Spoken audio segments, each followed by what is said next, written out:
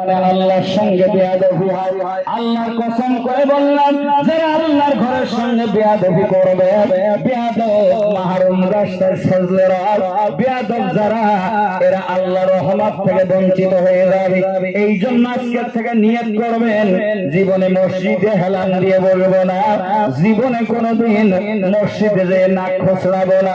যদি প্রয়োজন হয় নাকে হাত দেওয়ার, ময়লা যতটুকু আসবে ওটা পকেটে রেখে বাড়ি নিয়ে যাবেন, নিষেধ নেই। তবে ময়লাটা নিচে ফেলা যাবে না, তুমি তোমার পকেটে করে বাইরে ফেলে দেবে। আমলটা করবো বলেন ইনশাআল্লাহ। ভাই পকেটে নেন, গামছার মুড়ে করে নেন, পাগড়িতে বাঁধেন আর রুমালি বাঁধেন, বাইরে নিয়ে গেলেই হলো, বাইরে ফেলে দিলে। তো যে কথাটা বলছিলাম, এই বেয়াদবি আমরা জীবনে আর করবো না।